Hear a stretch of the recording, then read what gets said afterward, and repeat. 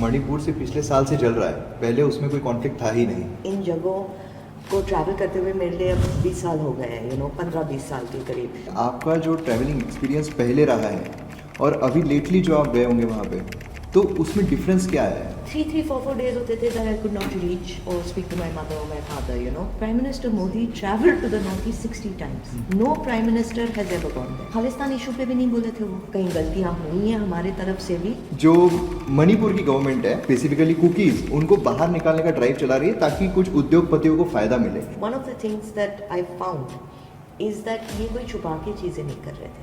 There are letters that I found. Poppy cultivation को लोग defend कर रहे हैं, कह रहे हैं अरे बेचारे गरीब हैं, पॉपी को कल्टिवेट करेंगे। कांग्रेस की गवर्नमेंट अभी होती तो हालात कंप्लीटली अपोजिट होते। ये डिबेट में अनफॉर्चुनेटली काफ़ी कॉन्स्पिरेसी थियरीज निकलती है कि यूएस और चाइना का भी काफ़ी इन्फ्लुएंस है मणिपुर पर। 90% of the world's opium poppy cultivation happens in Myanmar. कि म्यांमार में एस्टिमेटेड प्रोडक्शन याबा पिल्स का है 6 billion pills a year.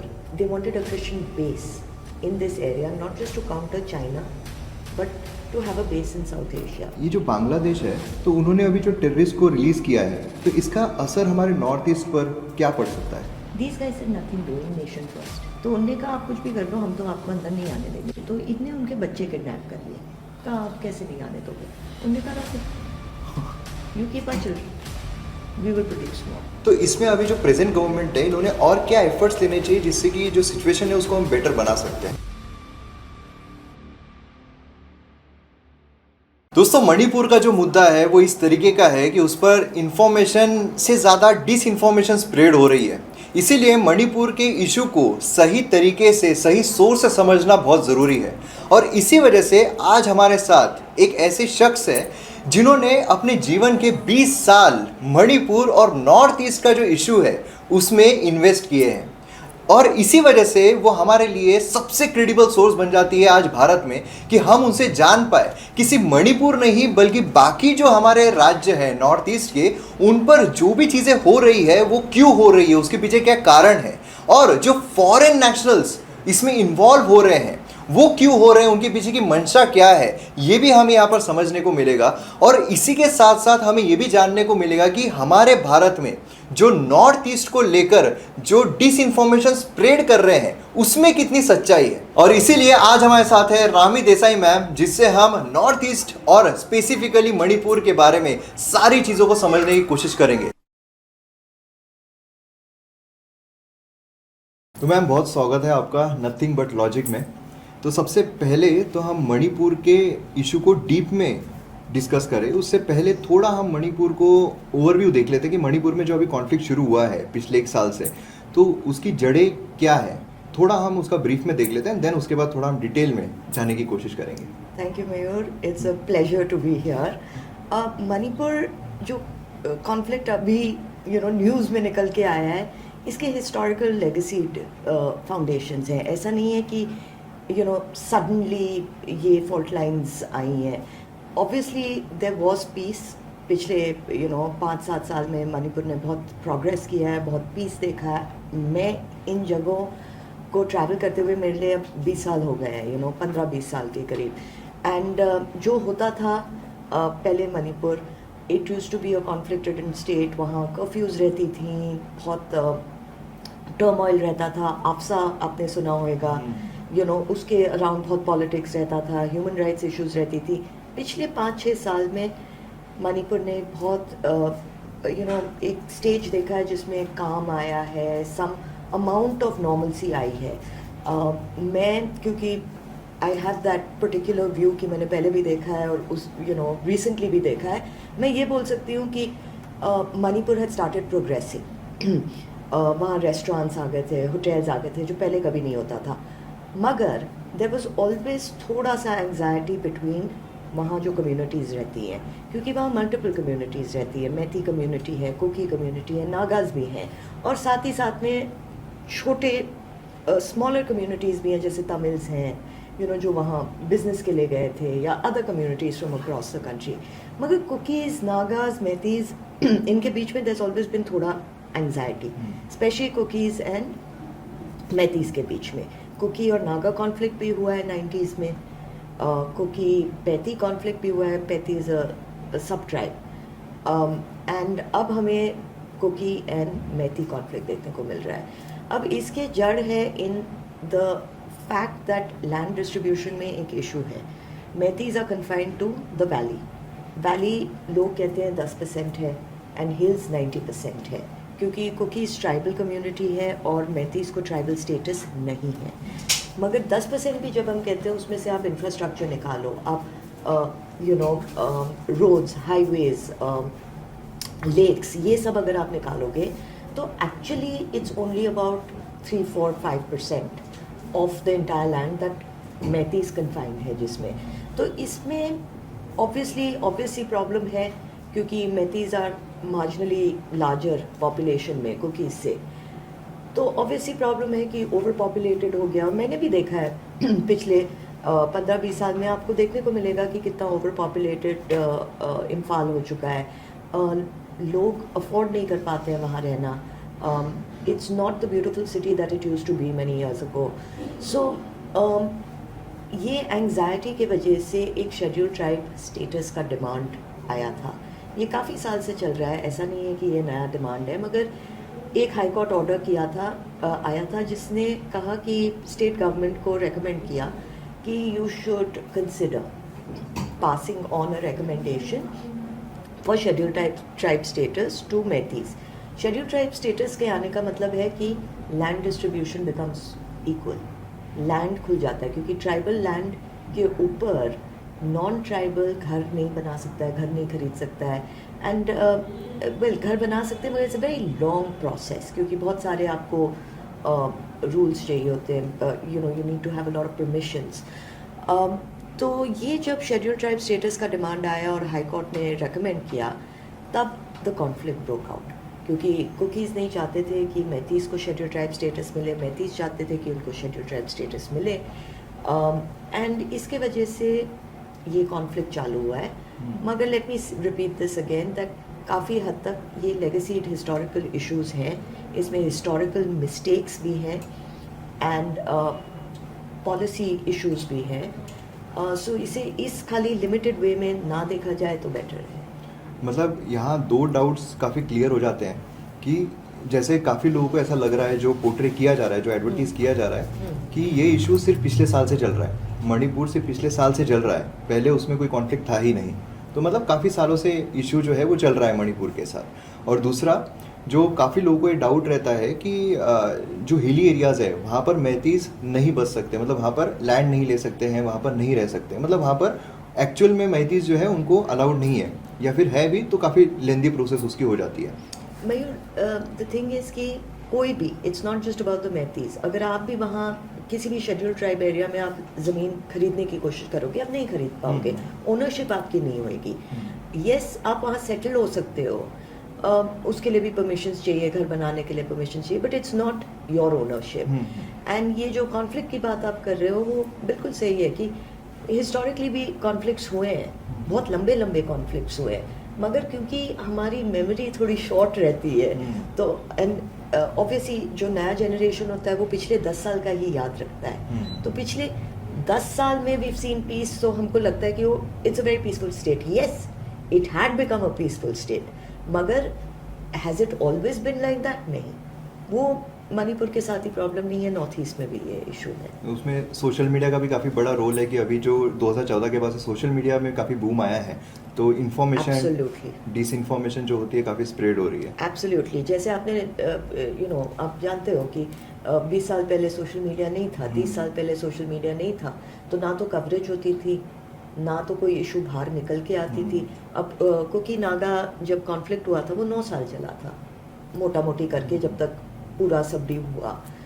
700 लोग मरे थे उसमें, तो ऐसा तो कोई छोटा कॉन्फ्लिक्ट था नहीं, मगर हमने कभी सुना ही नहीं है उसके बारे में, क्योंकि मीडिया नहीं था। नंबर 2, इंटरनेशनल एक्टर्स नहीं थे इतने। अब बिकॉज सोशल मीडिया है, कम्युनिकेशन है, लोग इस सब चीज़ को वेपनाइज कर सकते हैं। तो एज अ रिज़ल्ट आपने मणिपुर कॉन्फ्लिक्ट में भी देखा होगा, EU कमेंट कर रही है, ब्रिटिश पार्लियामेंट कमेंट कर रही है, US कमेंट कर रही है, मतलब मैंने तो इतना तक बैकग्राउंड चेक किया है कि जिन लोगों ने रिप्रेजेंटेशन दिया है उनका बैकग्राउंड क्या है, उनको ट्राइबल अफेयर्स के बारे में कुछ जानकारी है या तो वो मणिपुर कभी गए हैं। 7 लोगों ने यूरोपियन यूनियन में रिप्रेजेंटेशन दिया था, members of the European parliament. एक का कोई एक्सपर्टीज़ नहीं था, एक का भी ट्रैवल नहीं किया था मणिपुर। तो क्या ही रिप्रेजेंटेशन दिया, आप सोच सकते हो कि किस पॉइंट ऑफ व्यू से दिया। It's a weaponisation, it's politics, you know. And हमारी भी गलती है क्योंकि हमारी भी कम्युनिटीज़ ने अपील किया था, चाहे मैती कम्युनिटीज़ हो कि कुकीज़ हो, you know, they had also the Kuki community had appealed to many international organizations कहते हुए कि आप कुछ करिए। मतलब इसका क्या ही मतलब है मेरे को नहीं समझ आता है, क्योंकि how will an international organization come on ground? मतलब इंटरनल मैटर को बाहर लेके या चलो। मतलब क्यों आप इंटरनेशनलाइज कर रहे हो?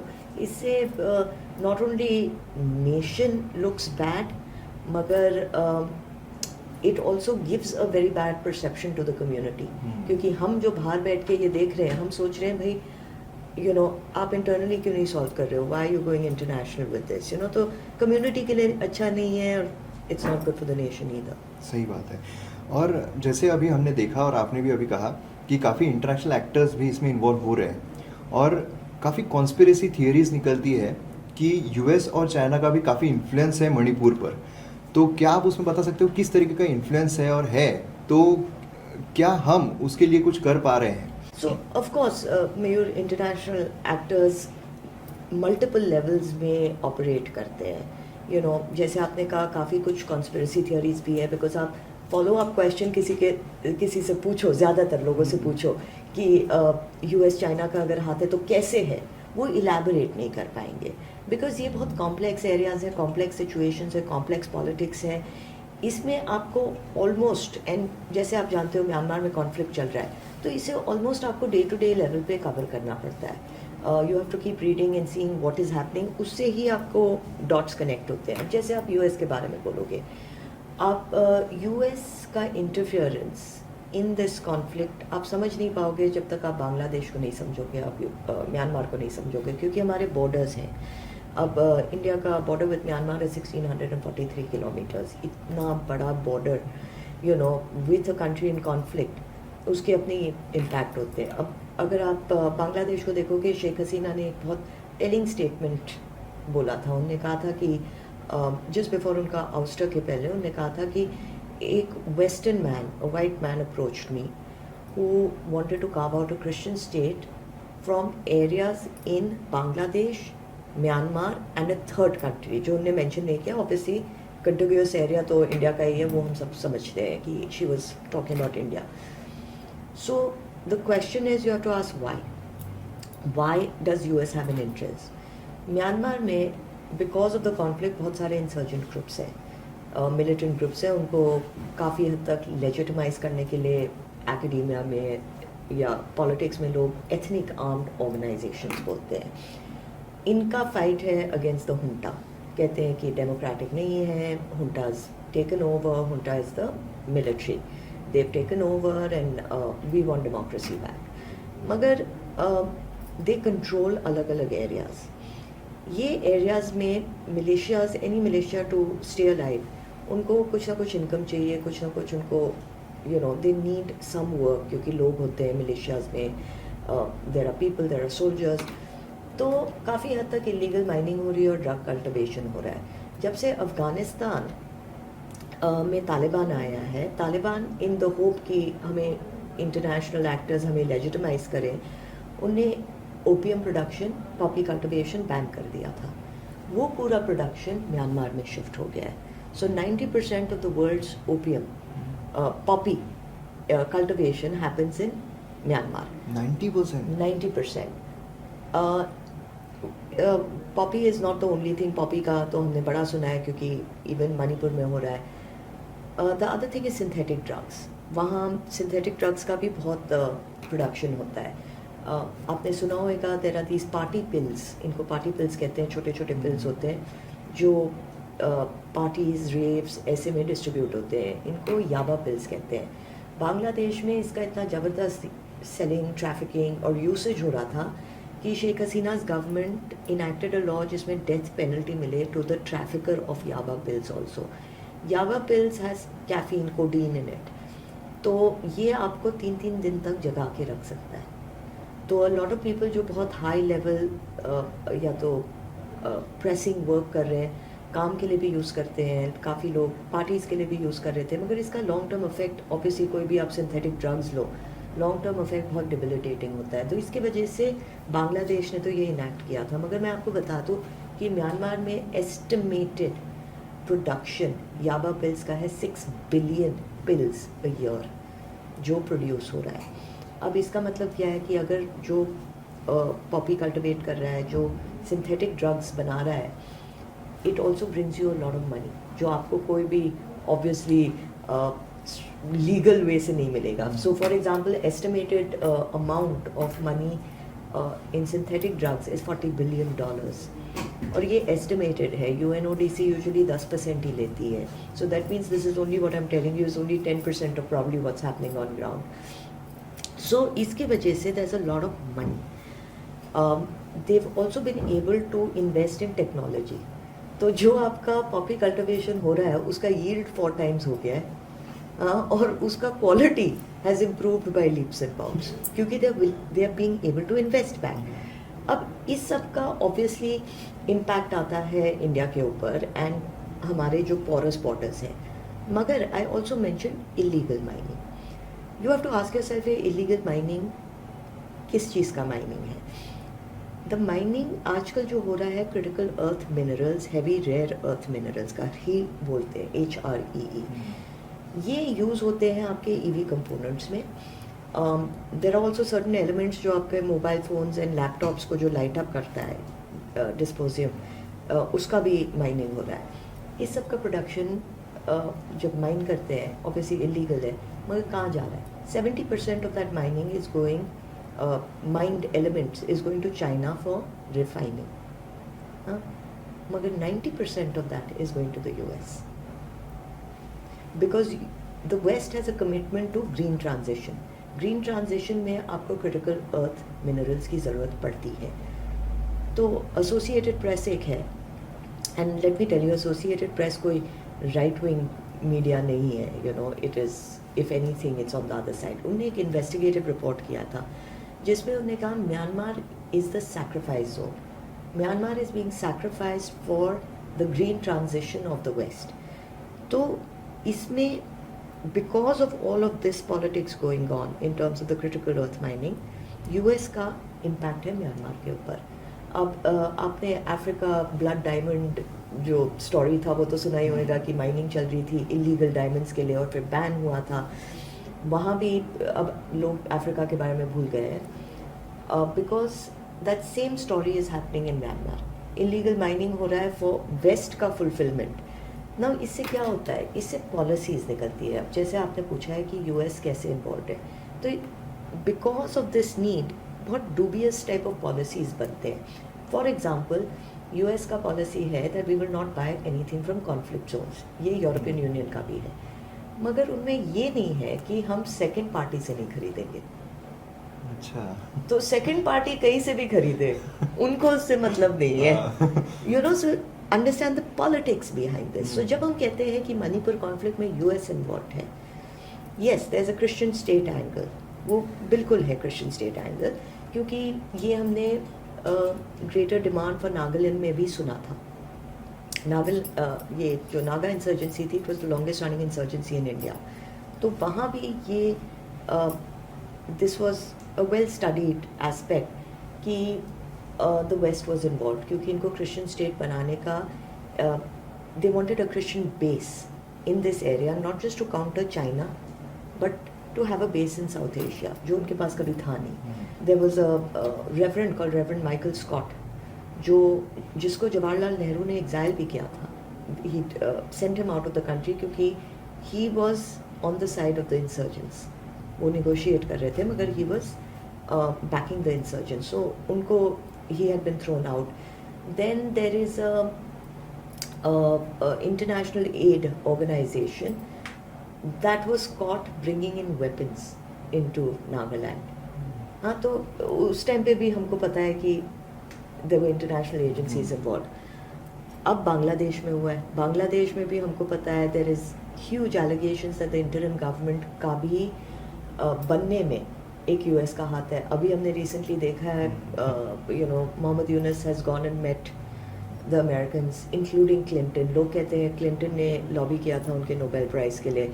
सो ऐसे ऐसे करके पीसेस बनते हैं। ऐसे यूएस इन्वॉल्वमेंट होता है कि वो टैसिटली सपोर्ट करता है। ऐसा नहीं कि वो आके मणिपुर में इंसर्जेंट्स को वेपन्स दे रहे हैं या whatever. It's not like that. Weapons के लिए तो जैसे मैंने कहा, अगर इतना ड्रग मनी है म्यांमार में तो वो खुद खरीद सकते हैं और हाई टेक वेपन्स खरीद सकते हैं।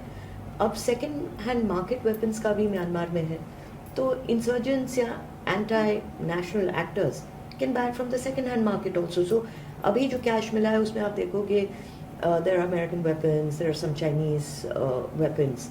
तो लोग कहते हैं अरे ये चाइना ने दिया, ये अमेरिका ने दिया। You have to understand the whole politics like this.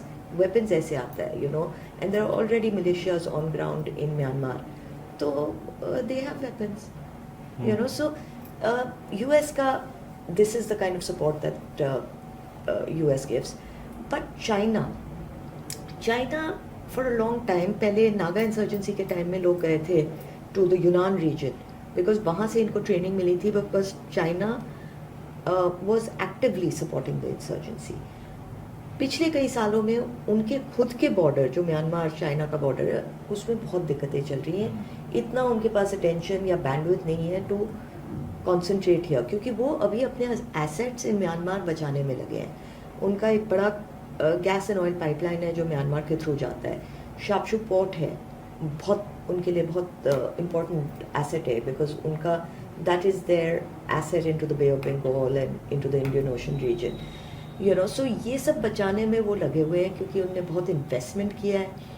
अभी उनने Arakan army which is one of the ethnic armed organisations and junta के साथ एक डील किया है कि 500 उनके कंस्ट्रक्शन वर्कर्स को ये एरियाज़ में रहने दें एंड प्रोटेक्शन मिले ताकि वो कंस्ट्रक्शन कंटिन्यू कर सकते हैं।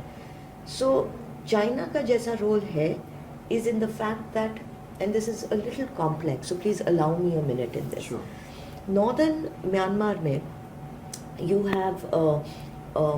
have militia groups जो Chinese descent के हैं, and ये लोग indulge करते हैं not just in illegal mining but in cyber crime। दुनिया में जितना cyber crime अभी आपको दिखाई दे रहा है वो Northern Myanmar से आ रहा है। It is the gambling and the cyber crime hub of the world। Gambling, क्योंकि चाइना में gambling is banned, but the Chinese are very big gamblers, तो वो लोग अक्रॉस द बॉर्डर आते हैं। Number 2, cyber crime. Cyber crime के लिए भी जो low cost technicians and cyber experts ये लोग एम्प्लॉय करते हैं, वो या तो चाइना से आते हैं एंड काफ़ी हद तक इंडिया से भी आते हैं बिकॉज लोगों को पता नहीं है वहाँ क्या चल रहा है, तो वो अंधाधुंध जॉब अप्लाई करते हैं और चले जाते हैं। वहाँ जब चले जाते हैं, cyber crime is turning into something called cyber slavery. तो ये लोग इन लोगों का फ़ोन वोन ले रहते हैं and they make them work like जैसे स्वेट शॉप वर्किंग होता है, जैसे 24 hours creating this kind of cyber crime modules जो लोगों को पता है इलीगल है, मगर अब फंस गए वहाँ तो उनको बनाना पड़ता है। एंड क्योंकि मेजॉरिटी लोग जो बना रहे हैं वो चाइनीज़ हैं, तो a lot of it is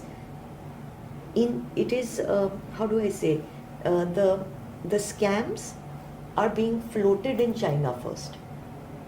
तो China has a very big problem क्योंकि cyber scams वहाँ बहुत बढ़ रहे हैं, gambling यहाँ बहुत बढ़ रही है, as well as illegal mining।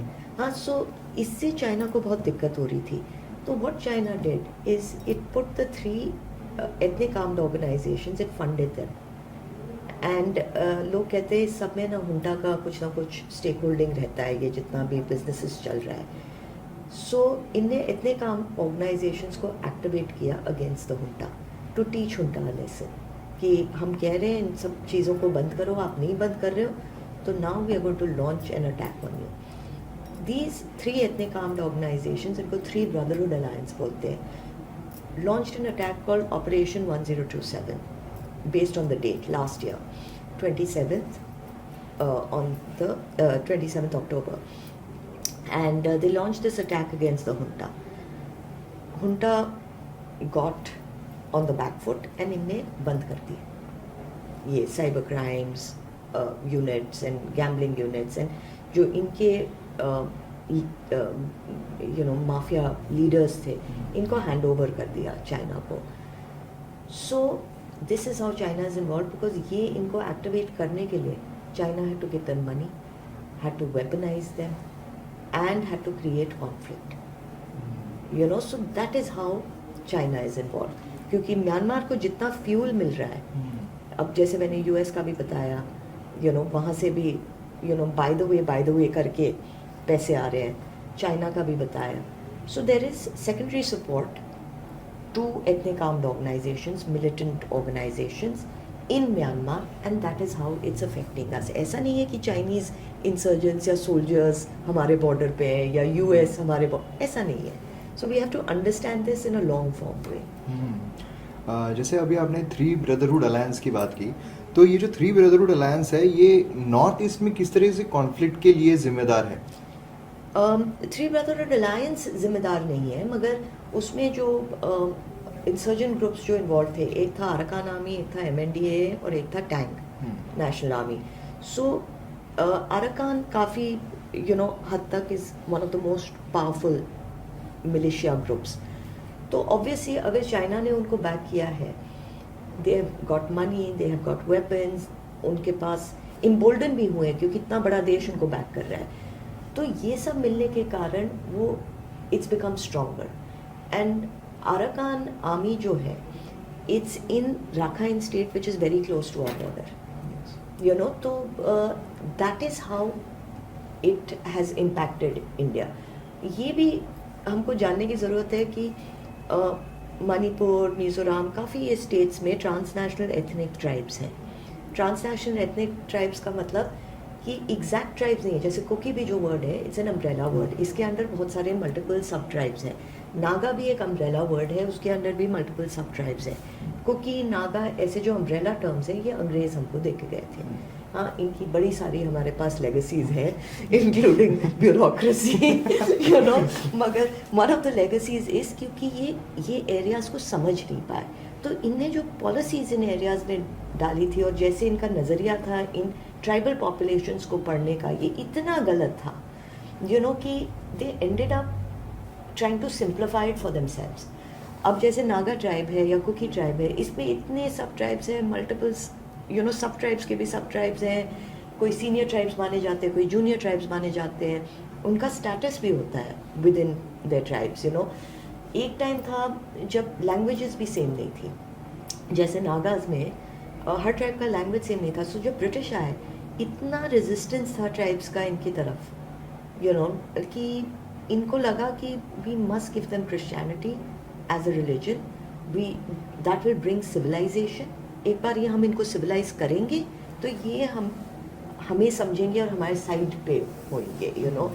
मैंने काफ़ी आर्काइवल रिसर्च किया है Mayur. One of the things that I found is that ये कोई छुपा के चीज़ें नहीं कर रहे थे. There are letters that I found. जो पॉलिटिकल एजेंट जो बहुत इम्पोर्टेंट एक स्टेक होल्डर माना जाता था ब्रिटिश टाइम्स में, वो नॉर्थ ईस्ट में जो पॉलिटिकल एजेंट था, वो लिखता है secretary to the government of Great Britain, वो लिखता है उनको कि हम एक बहुत बड़ा मिस्टेक इंडिया में कर रहे हैं. हम मिडिल क्लास, अपर कास्ट को कन्वर्ट करने की कोशिश कर रहे हैं, इसलिए हमको कोई we are not getting success. मगर मैं अभी नॉर्थ ईस्ट आया और नॉर्थ ईस्ट में पूरा पेगन पॉपुलेशन है. पेगन उनके नज़रिए से ट्राइबल पॉपुलेशन पेगन पॉपुलेशन होता था और ये कोई कॉम्प्लीमेंट नहीं है. इसका इनका कहने का मतलब था अनसिविलाइज्ड है, पढ़े लिखे नहीं है, जंगली हैं, सैवेज, बारबेरियंस, ऐसे करके इनको नेम्स देते थे. एंड इनके पास रिलीजन नहीं है, क्योंकि मोनोथियस्टिक रिलीजन्स खाली मोनोथियज्म या एब्राहमिक रिलीजन्स को रिलीजन मानते हैं. पॉलीथियस्टिक या डॉक्टर अरविंद शर्मा है, प्रोफेसर अरविंद शर्मा, उन्होंने एक बड़ा अच्छा टर्म निकाला है, पॉलीफॉर्मिज्म. हाँ, जो लगता है जैसे पॉलीथियस्टिक है मगर नहीं है. जैसे the Hindu religion, you can look at it as a polytheistic religion, मगर ब्रह्मांड को अगर आप देखोगे, you can look at it as a like a monotheistic religion also. So मगर ये they didn't have this idea. और हिंदुइज्म को ऑलमोस्ट पढ़ने में, सनातन धर्म को पढ़ने में, इट्स ऑलमोस्ट लाइक, गलत नहीं बोलते हैं जब लोग बोलते हैं that you have to be born in it, you know, it's a difficult sort of concept to understand. तो जब वो ट्राइबल कम्युनिटीज़ में आए, वो ये बात नहीं समझे कि इंडियन सिविलाइजेशन इतनी पुरानी सिविलाइजेशन है that we have been used to our diversity. हमारे लिए ट्राइबल कोई अलग हिस्सा नहीं है सिविलाइजेशन का. तो ये लिखते हैं इनको कि ऐसा करते हैं, हम इनको कन्वर्ट करते हैं, क्योंकि इनके पास तो यू नो रिलीजन नहीं है, सिविलाइजेशन नहीं है. तो I would like to hire missionaries. तो वो कहता है कि देखो, हम मिशनरीज़ के लिए तो डायरेक्टली पैसा नहीं दे सकते, क्योंकि यहाँ हमारे एज इट इज़ कॉलोनाइजेशन के ऊपर है ना, लोकल ऑब्जेक्शन काफ़ी था. तो हमारा गवर्नमेंट इलेक्शन है, हमारा गवर्नमेंट भी गिर सकता है. तो हम ऐसा करेंगे, हम आपको पैसे भेजेंगे एजुकेशन के लिए, और उसमें आप मिशनरीज़ को हायर करना as teachers. That is how the missionaries came in to the north east. Once they came in, they realise कि बहुत रेजिस्टेंस है. तो हम क्या करते हैं, let's try to bring them into our fold. So they started giving them religion. Religion के बाद लैंग्वेज दिया, इंग्लिश लैंग्वेज. पहले तो नागमीज दिया, जोड़ तोड़ का लैंग्वेज. जब ये पढ़ना लिखना चालू किया, तो पहली किताब मोस्टली इन लोगों ने पढ़ी was the Bible. You know, so this way they started converting them and bringing them closer to themselves. एक बार ये अपने क्लोज लिया है, they started weaponising them. You know, Naga insurgency भी आप देखोगे, the flag says Nagalim for Christ. You know, so Kukis के साथ भी सेम चीज़ हुआ. ये लोग उस साइड भी थे, इस साइड भी थे. इनको लाया गया क्योंकि नागाज एक पॉइंट में they were not under the control of the British. Kukis को वेपनाइज किया गया नागाज के अगेंस्ट, उनको मैनेज करने के लिए. यू नो, तो काफ़ी सेटलमेंट्स भी हुई, काफ़ी you know there were certain groups that always lived on these borders, मगर काफ़ी रीसेटलमेंट्स भी हुई. And as you know, the British were never good at cartography. जहाँ इनने बॉर्डर पुल किया, वहाँ इनने प्रॉब्लम्स पैदा की हैं. आप कोई भी बॉर्डर देख लो, आप अफ्रीका का बॉर्डर देखो, अफ्रीका बॉर्डर तो ऐसे किया है जैसे रूलर रखा है और सीधे सीधे लाइंस है. यू नो, ऐसे ओल्ड सिविलाइजेशन, ओल्ड कम्युनिटीज़ में ऐसे कभी नहीं हो सकता है, बिकॉज वो you know there is a lot of relationships. तो इनने जब नॉर्थ ईस्ट का भी बॉर्डर पुल किया, ये जो आप नॉर्थ ईस्टर्न बॉर्डर जो कहते हो, या चिकन्स नेक भी आप देखो, इट वॉज प्रॉब्लमैटिक, क्योंकि काफ़ी ग्रुप्स उस साइड थी, काफ़ी ग्रुप्स इस साइड थी. अब क्या हो रहा है, they might not be the same group, they might be cousin groups, मगर क्योंकि ये अम्ब्रेला टर्म्स दे दिए हैं, तो इनको वेपनाइज किया जा सकता है, मैनिपुलेट किया जा सकता है, कहते हुए कि यू नो हमारी तो लॉयल्टी है. यू नो, सो आपने सुना होगा मणिपुर कॉन्फ्लिक्ट के टाइम पे बहुत लोगों ने इलीगल इमिग्रेशन कहा, राइट. सो इलीगल इमिग्रेशन, मैथीज कहते हैं अरे आप तो उस साइड बॉर्डर के आ रहे हो. वो कुकीज़ कहते हैं कि उनको आने दो, क्योंकि उनका एक लॉयल्टी है उनके साथ. हाँ, क्योंकि वो कज़न ट्राइब समझते हैं. So it's a very complex issue. इसको एक लेंस से नहीं समझा जा सकता है, इसलिए मैंने शुरू में ही कहा था कि इसके बड़े मल्टीपल लेंसेज हैं, लॉन्ग फॉर्म में समझने की ज़रूरत है. एंड अभी तक ये अपने आप को, एंड यू नो बिकॉज आपके you have very bright audience, you know, तो आई लाइक टू से this is a very important part कि हमने कुछ नहीं बदला है. हम ब्रिटिश को ब्लेम करते रहते हैं, हम कॉलोनाइजेशन, डी कॉलोनाइजेशन की बातें कर सकते हैं, मगर हम क्यों कर रहे हैं, हम कुछ बदल ही नहीं रहे. Anthropology, sociology are subjects that are made by the colonisers to study other societies. Anthropology बनाया ही इसलिए क्या था ताकि जो सिविल सर्विस वाले थे, ब्रिटिश सिविल सर्विस वाले, वो जब दूसरे देशों में जाएं, वो एक तरीके से पॉपुलेशंस को पढ़ सकें. आज तक हम सेम एंथ्रोपोलॉजी पढ़ रहे हैं, इसका मतलब हम अपने आप को एक आउटसाइडर की लेंस से पढ़ रहे हैं. तो इसलिए जब हम ट्राइबल, नॉन ट्राइबल, जो मणिपुर कॉन्फ्लिक्ट का फाउंडेशन है, उसके बारे में भी बात करें, we are looking at it from an outsider's perspective. हमारे पे तो जनजाति बोलते थे.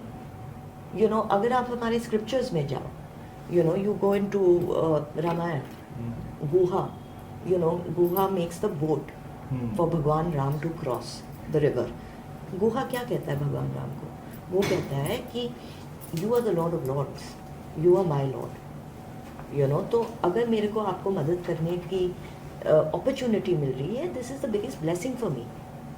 You know, so and ऐसा मैंने about 400 references मैंने निकाले हैं from our scriptures.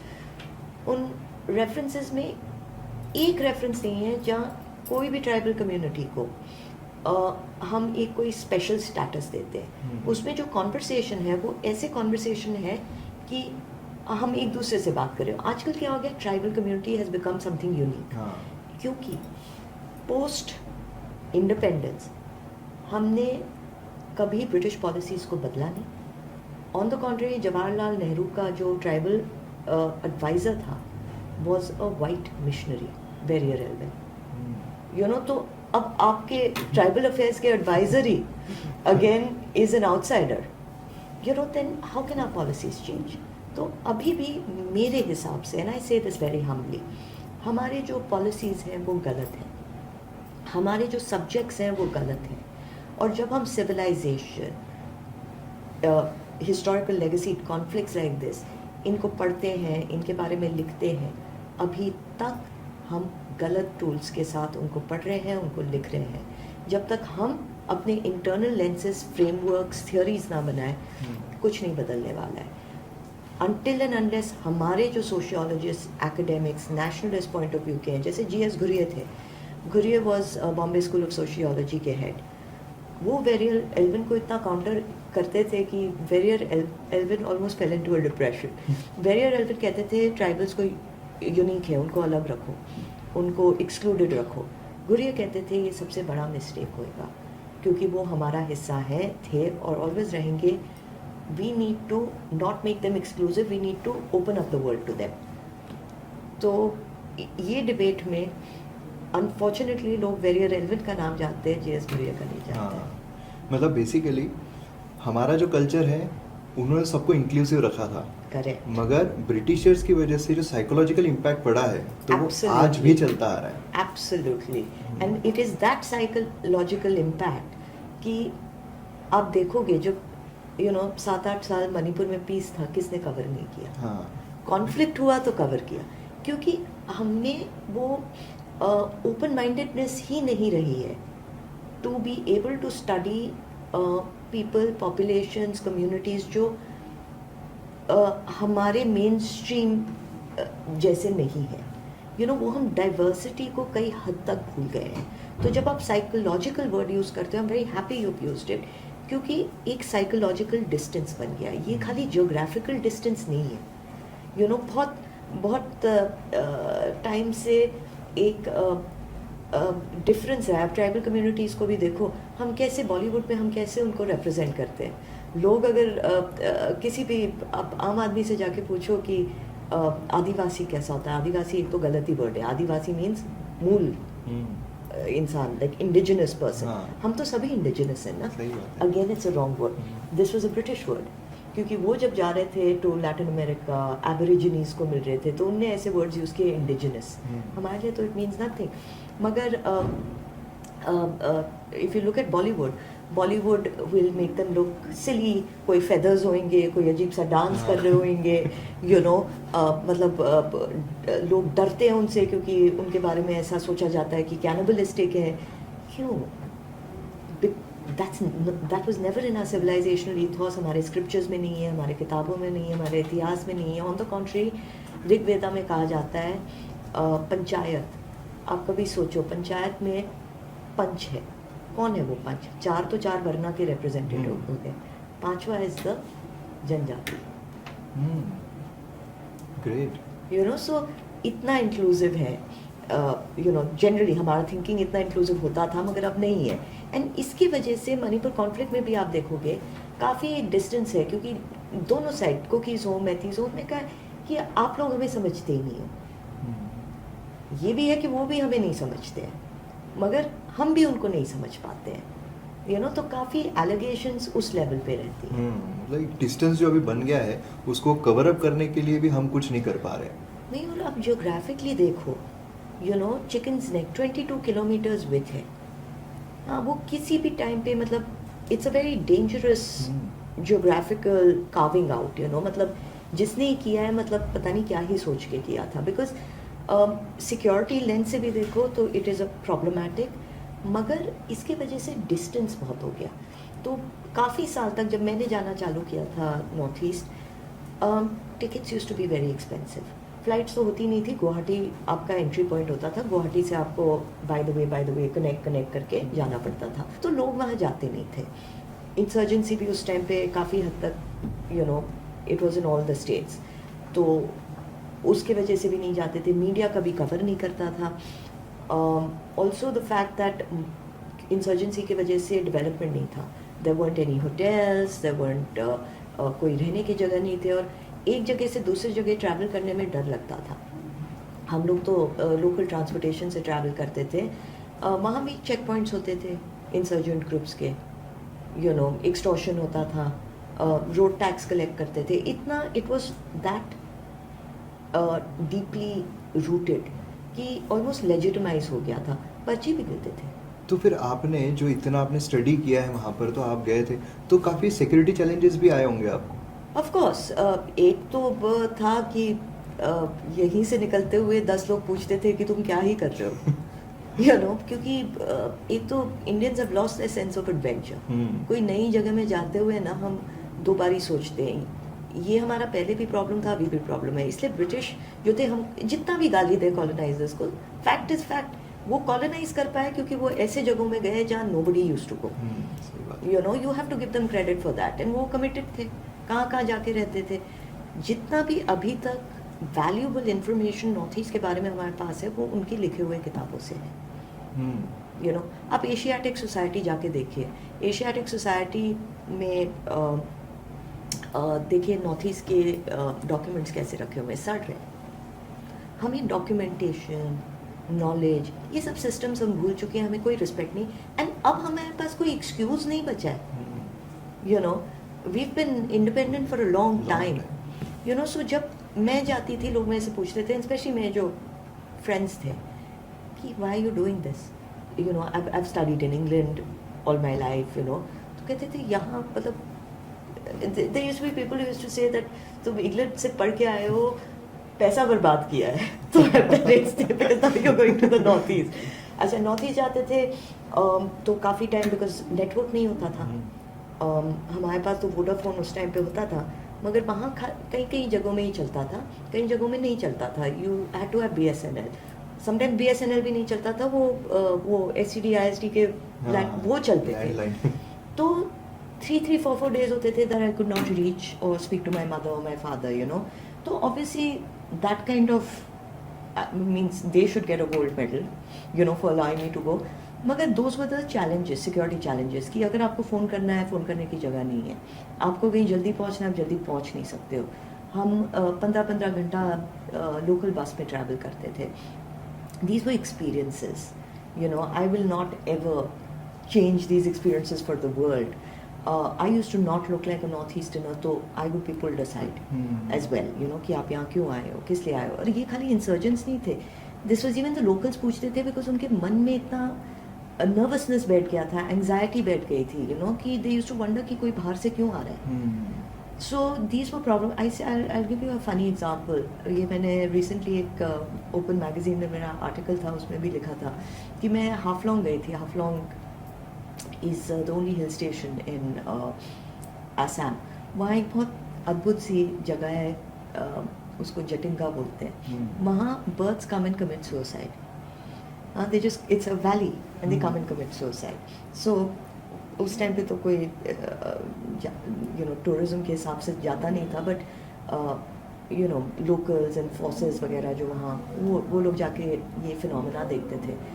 तो the first time I went, एक बड़ा सा board था, and that board, and it's a very telling thing, it's sad, it's funny, it's very telling. It said, shoot us with cameras but not with guns. So imagine if there was a board like that. So how, it's very telling about what society had become. Society की anxieties क्या थी. So yes, security was a problem.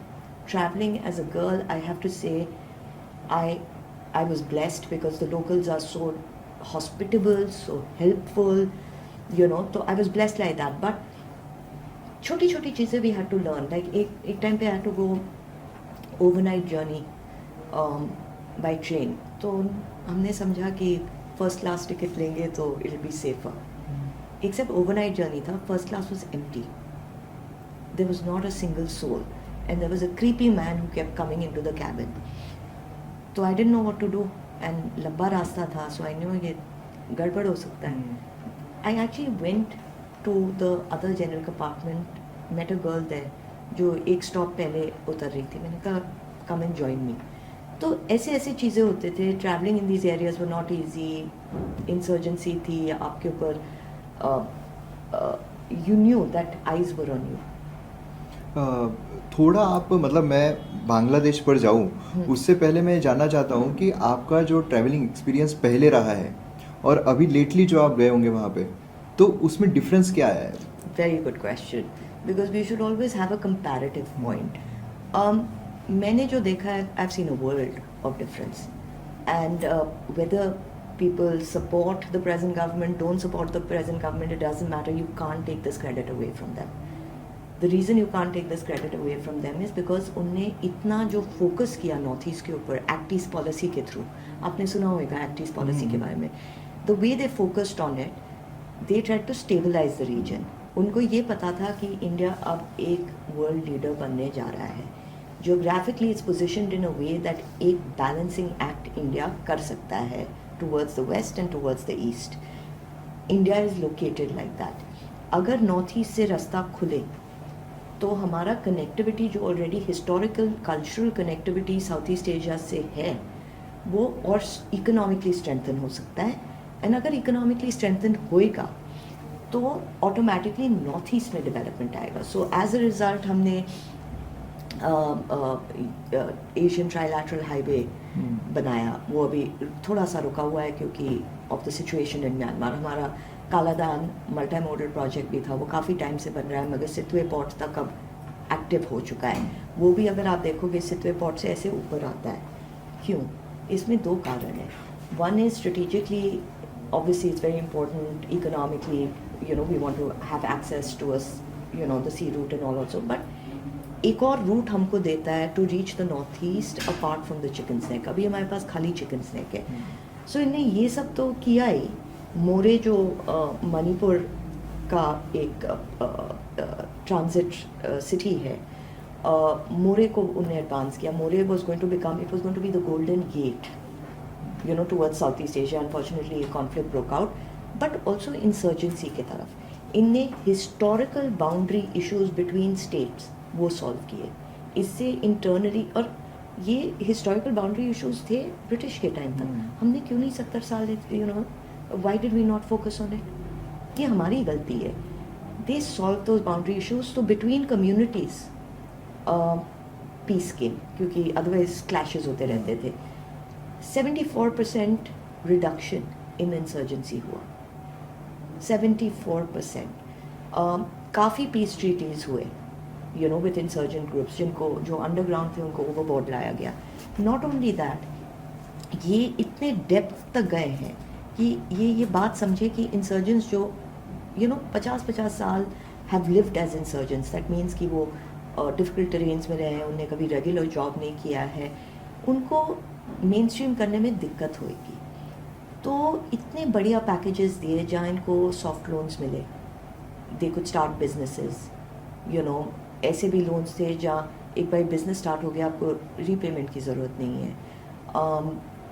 They brought spirituality in terms of काफ़ी organisation थे, like Shri Shri Ravishankar वगैरह. उन्होंने बहुत बढ़िया काम ऑन ग्राउंड किया to give them meditation, so that, you know, क्योंकि नर्वसनेस होता है, कैसे साइकोलॉजिकल इम्पैक्ट होता है बीइंग इंसर्जेंट्स, वो सब थोड़ा, यू नो, मिनिमाइज हो, यू नो. सो इतने डेप्थ में ये लोग गए that you started seeing development come back. जो जो जगह में मैं जाती थी जहाँ होटल्स नहीं होते थे, वहाँ बढ़िया बढ़िया hotels, and not just normal transit hotels, resorts बने. तो दैट मीन्स टूरिज्म बढ़ रहा था, you know. Apart from tourism, they also north east में बहुत एक बढ़िया, एंड जो हम नहीं जानते, there is a lot of historical, scriptural, civilizational connectivity. तो जैसे वहाँ ट्राइब्स हैं जो अपने आप को महाभारत या रामायण से जोड़ते हैं. हाँ, there is a tribe there जो जिसका खुद का पॉइंट ऑफ व्यू से, क्योंकि वो समझते हैं वो वली के डिसेंडेंट्स हैं, हाँ, तो उनके व्यू से उनने अपनी कहानी लिखी है.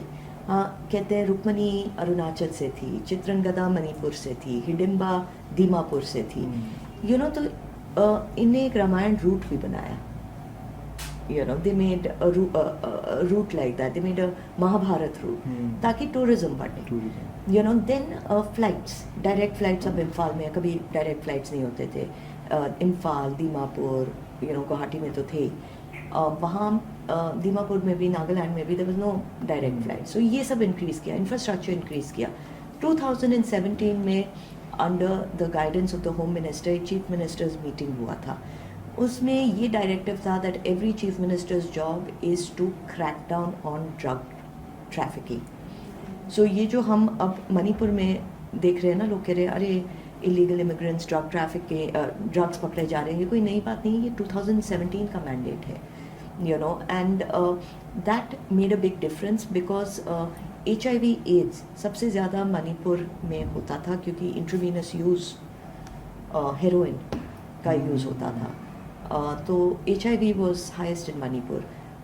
मणिपुर में क्रैकडाउन हुआ तो फिर मिज़ोरम में शिफ्ट हुआ, मिज़ोरम में क्रैकडाउन हो रहा है.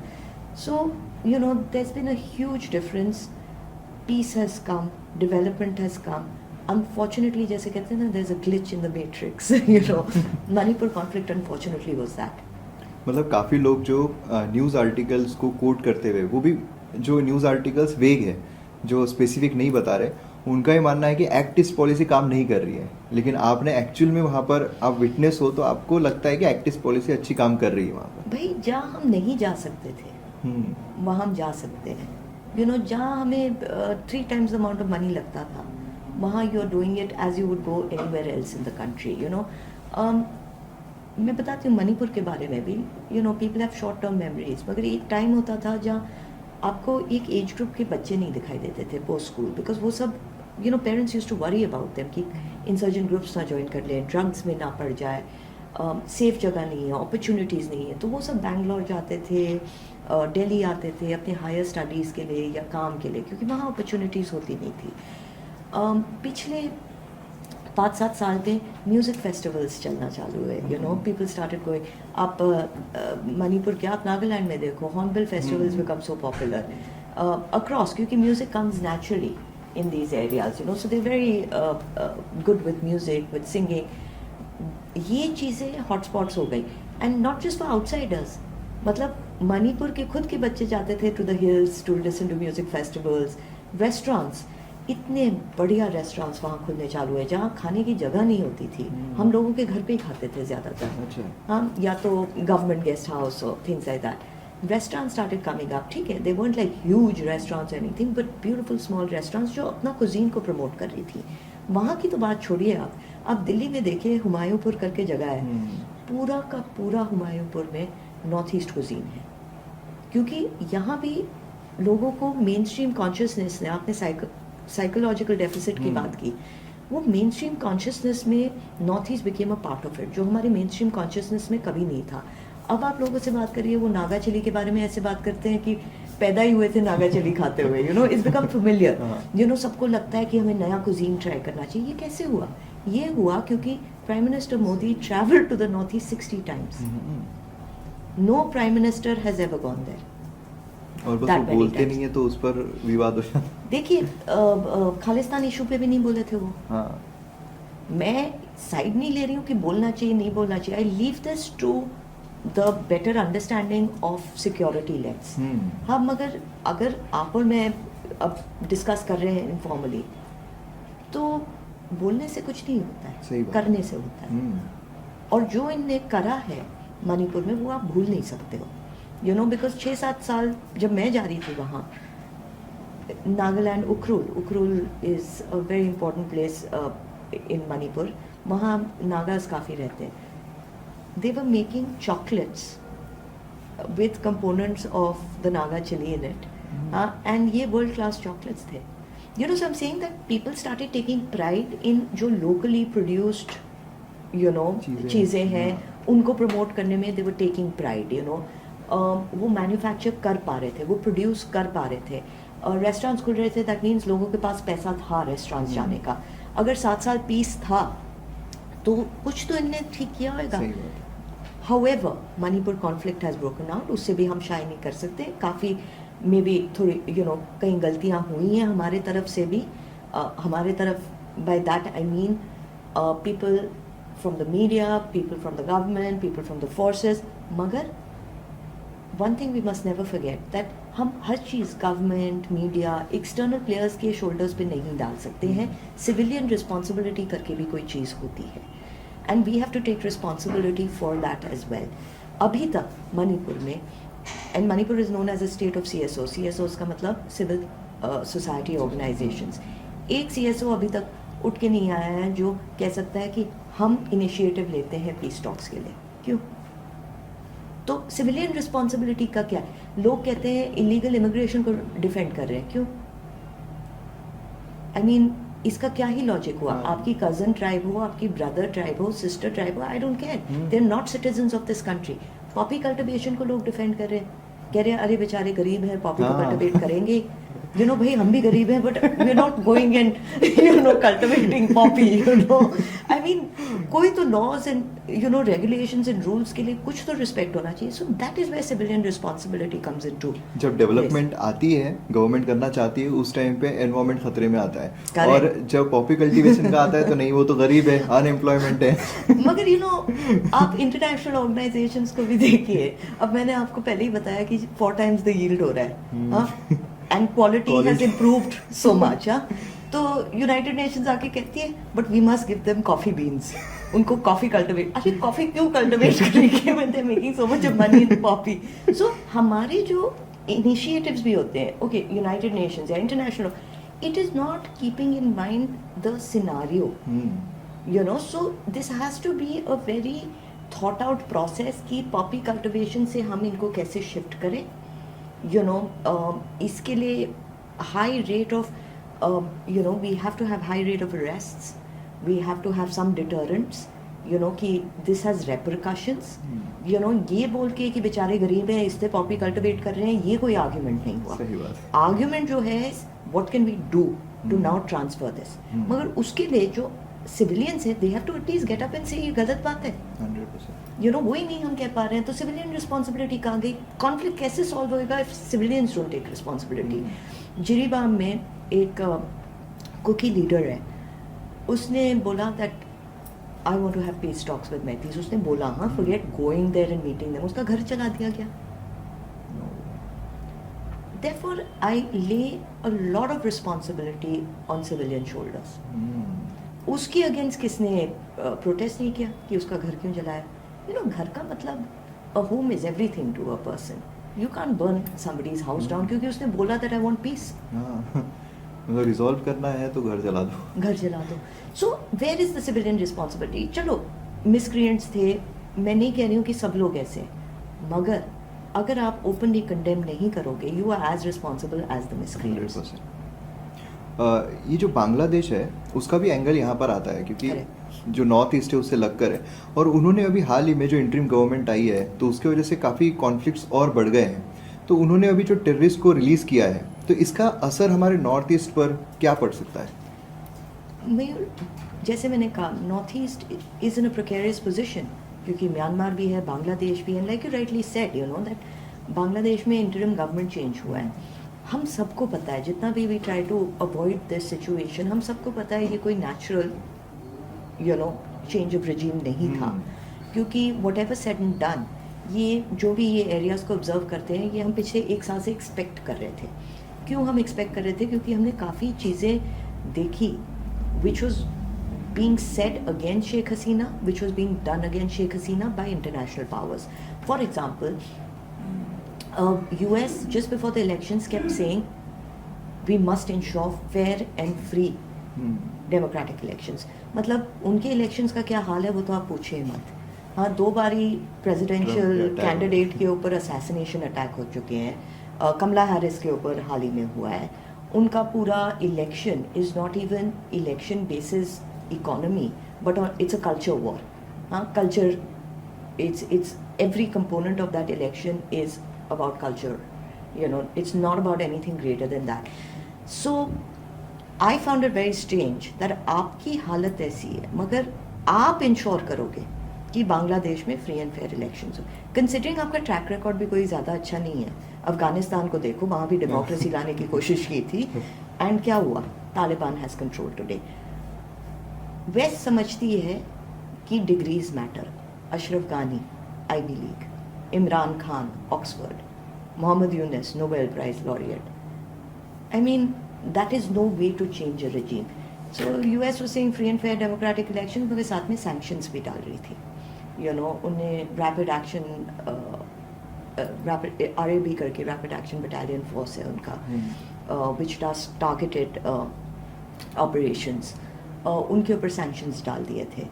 You know, वो कह रहे थे कि Sheikh Hasina, you know, has a dictatorial way of governing. तो ये सब करते करते we knew that something was happening.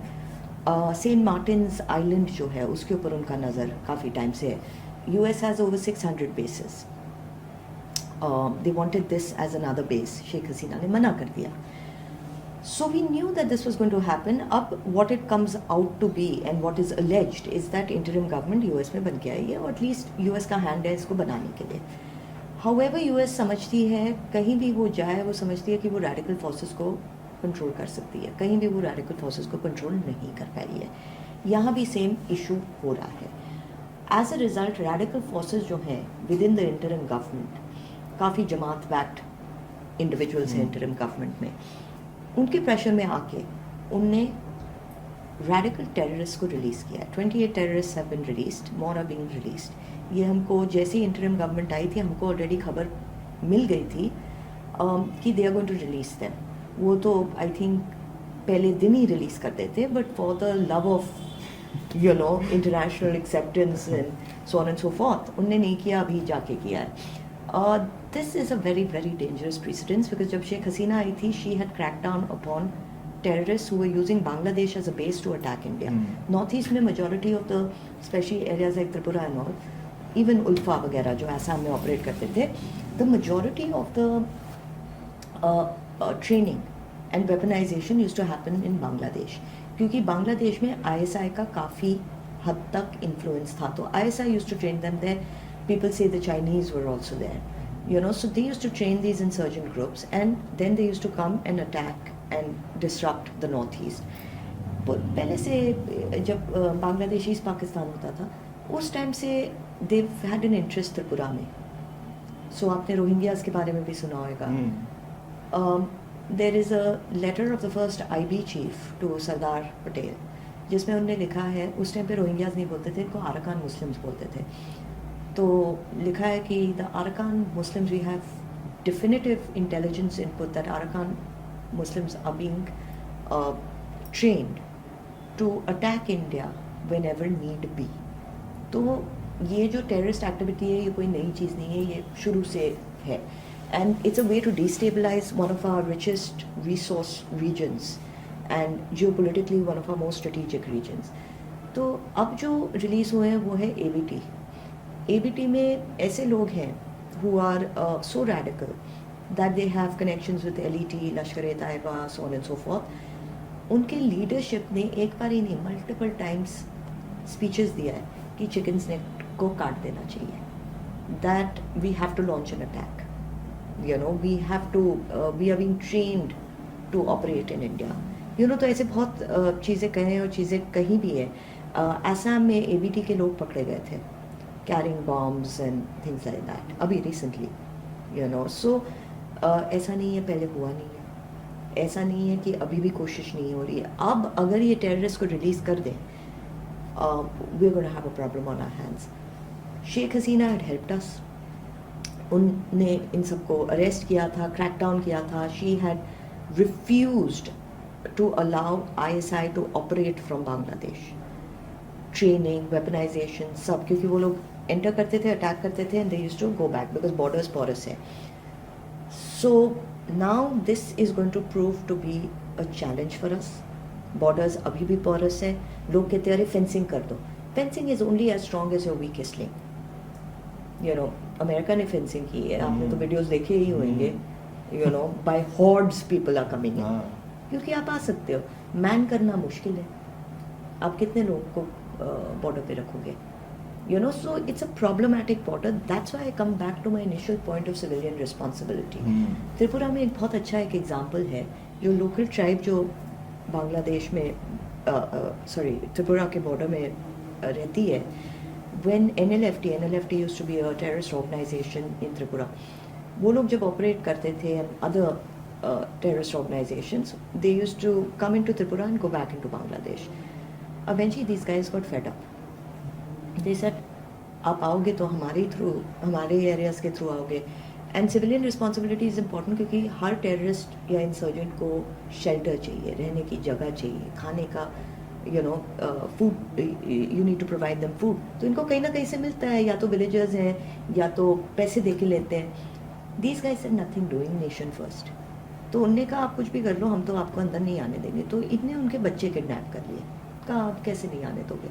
उनने कहा रखो, you keep our children, we will produce more. That was a major reason of, major reason of these people not finding a way to come in. इसलिए civilian responsibility important है. हाँ, अभी थोड़ा हम ना रैपिड फायर लेते हैं, Please. जहाँ पर आप ब्रीफ में जो भी आपको जवाब है वो आप दे सकते हो ब्रीफ में. सबसे पहले तो जैसा आपने कहा कि शेख हसीना हमारे लिए इम्पॉर्टेंट थी और उन्होंने हमारे फेवर में डिसीजंस लिए हैं. लेकिन जब शेख हसीना का तख्ता पलट हो रहा था, उस समय पर हमारे ही देश के कुछ सेक्शन ऑफ लोगों ने वो डिक्टेटर है, मतलब नेगेटिव जो है शेख हसीना की तरफ नेगेटिव न्यूज़ जो है वो फैलाई. तो क्या कारण लगता है आपको उसकी? Opinions are free. It doesn't cost you money. तो देते हैं लोग अपना ओपिनियन पढ़े लिखे तो बिना. उनको मैसेज आप क्या, मतलब और रिसर्च करना चाहिए उन्होंने? नहीं, बिल्कुल ना करें. It's better that they don't research. Because क्या होता है, when if this is the kind of shoddy like statements that you're going to make, then I have doubts on the kind of analysis that you can do. Credibility. नहीं, you take another job.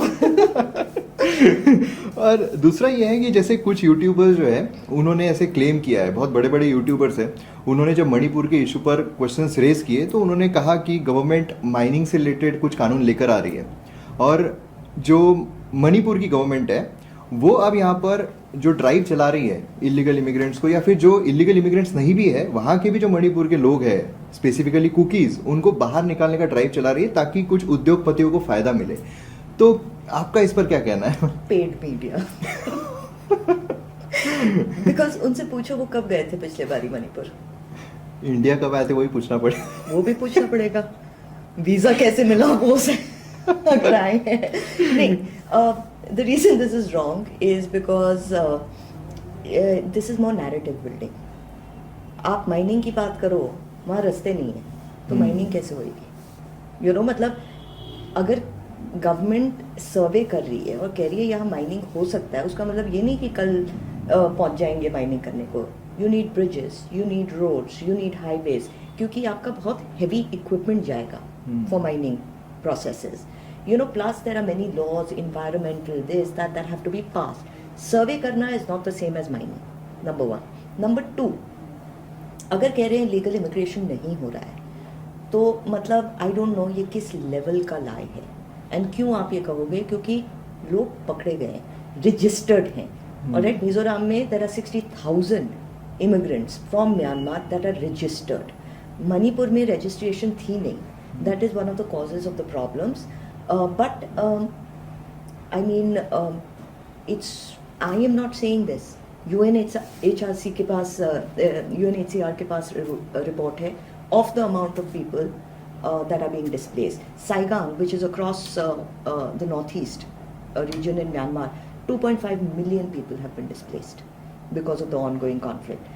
आपको क्या लगता है वो कहाँ जाएंगे? Closest border पे ही तो जाएंगे. सही बात. Anyway, the fact that register हुआ है, नाम है, वो स्टेट गवर्नमेंट के पास है, गवर्नमेंट ऑफ इंडिया के पास है, एंड इंटरनेशनल ऑर्गेनाइजेशंस जो एड दे रही हैं उनके पास है.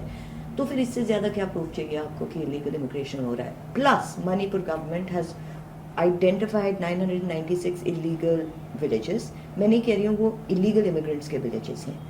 हाँ, they might be on forest land, they might be on environmental land, things like that, but therefore they are illegal. तो मैम, जैसे अभी आपने जब कांग्रेस की गवर्नमेंट थी तब भी आपने मणिपुर या नॉर्थ ईस्ट का इशू सही तरीके से देखा है, और अभी जो बीजेपी की गवर्नमेंट है तब भी आपने देखा है. तो क्या आपको ऐसा लगता है कि अगर कांग्रेस की गवर्नमेंट, क्योंकि अभी क्या हो रहा है कि बीजेपी की गवर्नमेंट पर इतना ब्लेम किया जा रहा है कि बीजेपी की गवर्नमेंट की वजह से ही अभी मणिपुर जल रहा है, तो क्या आपको ऐसा लगता है कि कांग्रेस की गवर्नमेंट अभी होती तो हालात कंप्लीटली अपोजिट होते, नहीं, बढ़ जाते, बढ़ जाते? बढ़ जाते।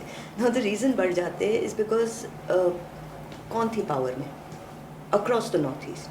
कांग्रेस। यू नो, अब 7 साल जिसने जिसने गवर्नमेंट बनाई है या 70 साल जिसने गवर्नमेंट बनाई है, किसको आप ब्लेम करोगे? The other problem is that ना तो उन्होंने डेवलपमेंट पे कभी ध्यान दिया, ना तो इंसर्जेंसी पे कभी ध्यान दिया। मतलब it was like they ignored the north east, तो उन वो समझ नहीं पाए हैं नॉर्थ ईस्ट को, और समझ अब इट्स टू लेट। ये जो गवर्नमेंट आई है, I have to say that because interest था, फोकस किया, दे वर सीइंग कि डेवलपमेंट कैसे हो और कैसे आगे बढ़ सकता है, तो their understanding is better. So obviously, I also let me tell you that North East, लोग कहते हैं ब्रिटिश आए, कन्वर्ट किया, ये वो, majority of the conversion in the North East post 1947 हुआ है। नागालैंड में सबसे बड़ा जम 1950s और 1980s में हुआ था। So one has to ask oneself कि क्या चल रहा था वहाँ, where was the money coming from, ये जो religious issues हुए वो क्यों हो रहे थे, कौन अलाउ कर रहा था। So I feel कांग्रेस होती तो definitely this would be a more complex problem. Actually क्या होता कि कोई attention ही नहीं पे कर रहा होता, ये तो रोज का है। हाँ, so that would become a bigger problem. Okay, तो मतलब लुक ईस्ट पॉलिसी से बेहतर एक्ट ईस्ट पॉलिसी ने काम किया है, जिस वजह से अभी जो प्रेजेंट गवर्नमेंट है उन्होंने काफ़ी हद तक मणिपुर के इशू या नॉर्थ ईस्ट का इशू बोलो रिजॉल्व करने में काम किया है। Correct. तो अभी मणिपुर जिस तरीके से अभी जल रहा है और जिस तरीके से हमें देखने को मिल रहा है कि जो कॉन्फ्लिक्ट वहाँ पर चल रहा है, तो इसमें अभी जो प्रेजेंट गवर्नमेंट है इन्होंने और क्या एफर्ट्स लेने चाहिए जिससे कि जो सिचुएशन है उसको हम बेटर बना सकते हैं? आई थिंक काफ़ी कुछ स्टेप्स गवर्नमेंट के तरफ से हम ले सकते हैं अभी भी। I am sure that they are doing their best. ये कोई इजी कॉन्फ्लिक्ट नहीं है सॉल्व करना, क्योंकि दोनों पार्टीज हमारे ही हैं। ऐसा नहीं है कि ये एक्सटर्नल कोई प्लेयर है, क्योंकि हाँ, भी बॉम्ब फोड़ हमारे दिया और हो गया ऐसा। तो लोग कहते हैं कि एकदम लोग कहते हैं कि अरे फुल फोर्स में मिलिट्री को डालना चाहिए। अरे भाई, we are not invading a country, these are own civilians, and क्या होता है ऐसे हार्श स्टेप्स लेने में आप सिविलियंस को एलियनेट कर दोगे। वो समझने लगेंगे कि you are not treating them as their own, so that is never a good idea. मगर what they can do is forces के बीच में कोऑर्डिनेशन इम्प्रूव हो सकता है, because there are multiple forces on ground and coordination की दिक्कत है, that can improve. Number 2, I think more efforts to have peace committees can be made, और वो मणिपुर में नहीं बनने चाहिए, वो दिल्ली में बनने चाहिए, ताकि वो फुली फ्रीडम के साथ वो डिस्कस कर सके। और मैं ये मानने को तैयार नहीं हूँ कि दोनों कम्युनिटीज़ में ऐसे लोग नहीं हैं जो पीस नहीं चाहते। There are people like that, उनको सेफली आइडेंटिफाई करके they should be brought to Delhi and be made to discuss things not just in weeks but in months, क्योंकि वैसे ही ट्रस्ट बनेगा। प्रॉब्लम उसमें है, हर सोल्यूशन में एक प्रॉब्लम भी होती है, तो उसमें प्रॉब्लम ये है कि एक कोई आइडेंटिफाइड लीडर नहीं है from either of the communities. बहुत सारे लीडर्स हैं, बहुत सारे अपॉर्चुनिस्ट्स भी हैं, बहुत सारे लोग ये हैं जो देख रहे हैं कि कुछ पावर हमको मिल सकती है, maybe we can get into politics, और या तो अपना एजेंडा पूरा करना, या यूनियन टेरिटरी स्टेटस मिल जाए, हम बड़े प्लेयर्स बन जाएंगे, ऐसा कुछ। सो दिक्कतें हैं, but I think the government can do this, is that security forces के बीच में coordination better, quick response, अरेस्ट्स and trials. I think एक डिटरेंट होना चाहिए, ताकि लोगों को पता चले कि आप कुछ भी करके नहीं, you can not get away with it. बहुत इम्पोर्टेंट जो है, and Mayur I can't stress upon this more, is the resettlement of the people who moved. जो कुकीज़ इम्फाल से निकल के कहीं और गए, और जो मैतीज़ हिल एरिया से निकल के इम्फाल गए, they are not living in their own homes. I have had the opportunity at the peak of the conflict, दोनों कैंप्स को मैंने विजिट किया है, Kukis and the Meiteis, and to see women and children there suffer like that is not fair. It should not be happening in our country, which is, jumping in leaps and bounds international arena में, development sectors में, we are doing so well. We can't allow this to happen because this will be another Kashmir then. If we don't resettle them, ये बाइफिकेशन जो बना है ना कि cookie Maiti area में नहीं जा सकता है, मैती कुकी एरिया में नहीं जा सकता है, कि परमानेंट हो जाएगा. And this country is not made up of homogenous groups. Diversity is very important और हमारे बॉर्डर्स पे डाइवर्सिटी होना इज़ ऑफ अटमोस्ट इम्पोर्टेंस. हमने क्रिश्चियन स्टेट के बारे में बात किया है. If these are the kind of evil designs जो हमको अवॉइड करना है, हमारे borders must always have multi cultural communities. So I think resettlement बहुत ही ज़रूरी है मयूर. I also really you have such a big viewership, so I'd like to say that हम लोग दिवाली के टाइम पे we do a lot of charity. We have a habit of sharing. This time I think as a country we must share with Manipur. We must think about the children and the women who are going to be spending their Diwali, their holidays, their Christmas in refugee camps. And ये refugee camps में काफ़ी हद तक बड़े they're not bad refugee camps, but they're not homes. So we must concentrate there. We must come together and be able to take the initiative to find out what they need and make sure that they have a great Diwali this year. Amazing. मतलब मैं क्या कहूँ, जैसे मतलब मैं literally ऐसी feeling आ रही है जैसे कुरुक्षेत्र में अर्जुन को आ रही होगी.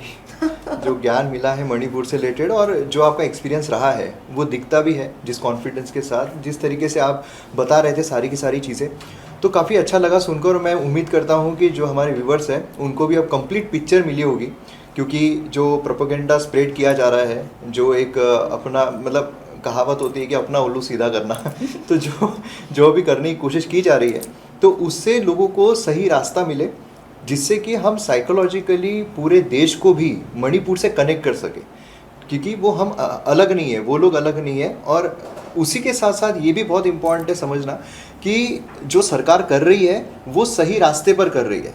तो rather than continuously blaming, we should also support the government कि at least they are trying their level best. अब उसमें जैसा आपने सॉल्यूशंस बताए, वो सॉल्यूशंस पर भी ज़रूर काम होना चाहिए. तो बहुत अच्छा लगा आपसे बात करके, बहुत अच्छा लगा आपसे मणिपुर और पूरे नॉर्थ ईस्ट के बारे में जानकर, जो भी फॉरेन प्लेयर्स इन्वॉल्व है उनके बारे में जानकर. तो बहुत बहुत धन्यवाद आपका, और मैं उम्मीद करता हूँ कि दोबारा आपसे और अच्छी तरीके से चर्चा करने का मौका मिलेगा. मयूर, you've given me a very big compliment. हाँ, मतलब it's completely not needed because जितना भी आप नॉर्थ ईस्ट के बारे में पढ़ो, आप कभी नॉर्थ ईस्ट के बारे में I can never consider myself an expert. I will never be an expert because there's always more to learn. ये इंडिया का स्पेशलिटी है, But yes, I think it's an important region. Not just the North East, मगर Myanmar को समझिए, बांग्लादेश को समझिए, China को समझिए, क्योंकि जब तक पूरा पिक्चर आप एक होल वे में नहीं देखोगे आपको समझ नहीं आएगा. But you also have a brilliant viewership. So I think उसमें भी नॉर्थ ईस्टर्न बच्चे होंगे. So for them also I wish them really the best of luck, because until and unless in full force they are not, they don't become representatives in the government, in the policies that are taken towards the Northeast, we will never be able to build the kind of, future that we want for that 100%. region. So with that, thank you very much for inviting me. Thank you so much, ma'am. Thank you.